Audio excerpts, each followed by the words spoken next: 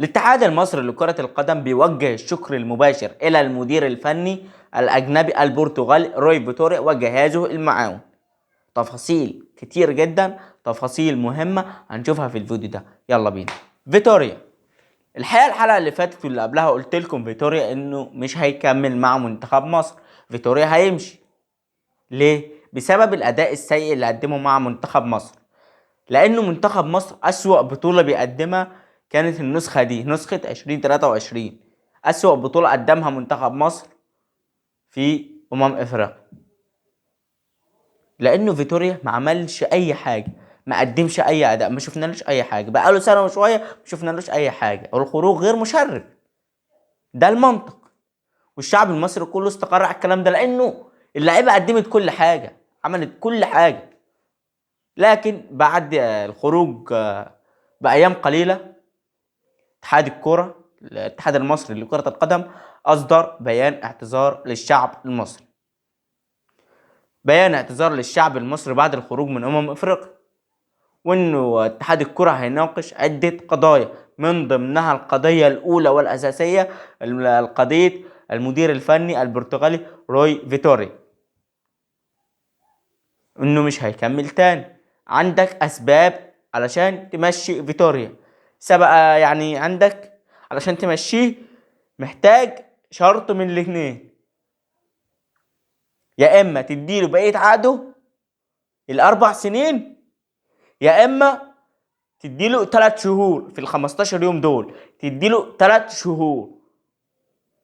وده اللي استقر عليه الاتحاد المصري، ده اللي استقر عليه، واللي ما اتكلمش في الاتحاد المصري اصلا استقر على السبب ده. ماشي.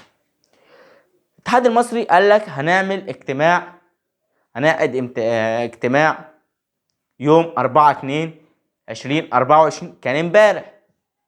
شفنا الاجتماع والقرارات اللي بعد الاجتماع: توجيه الشكر المباشر إلى المدير الفني روي فيتوريا وجهازه المعاون.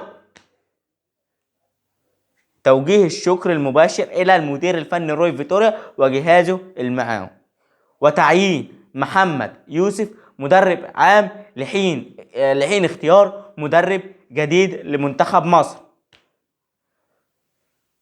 وشوفنا كان كابتن حازم امام هيعلن استقالته، لكن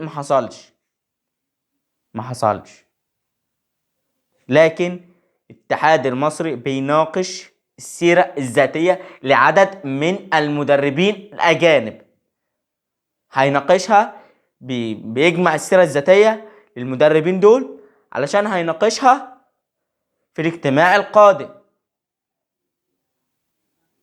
هيناقش هذه يعني بيناقش السيرة الذاتية لمدربين كبار جدا.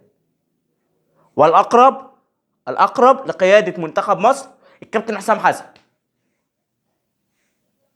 طب اللي بتقوله ده يا محمد؟ أيوه، يا إما مدرب وطني كابتن حسام حسن، وده المتوقع بنسبة 90 أو 80%، ده المتوقع. لكن احتمال وارد برضو، مش مستحيل تلاقي مدرب أجنبي، وده متوقع بنسبة 99%. مدرب أجنبي، لكن مدرب ذو خبرات عالية وكفاءة عالية، هيكون قائد منتخب مصر. لكن الاتحاد المصري بيناقش هذه المعلومات. وشفنا برضو محمد يوسف مدرب عام لمنتخب مصر، وفيتوريا ماشي خلاص من مصر. الكارثة بتاعت فيتوريا رحلت، ونتمنى نتمنى نتمنى يا رب العالمين السيناريو اللي حصل السنة دي ما يتكررش تاني. نتمنى السيناريو اللي حصل ما يتكررش تاني، ويا ريت يكون الأقرب لقيادة منتخب مصر الكابتن حسام حسن. ودي كانت حلقتنا النهارده، ما تنساش تعمل لايك وشير وسبسكرايب علشان يوصلك كل جديد. بإذن الله أشوفكم في فيديو جديد بإذن الله لو كان في العمر بقية. السلام عليكم ورحمة الله وبركاته.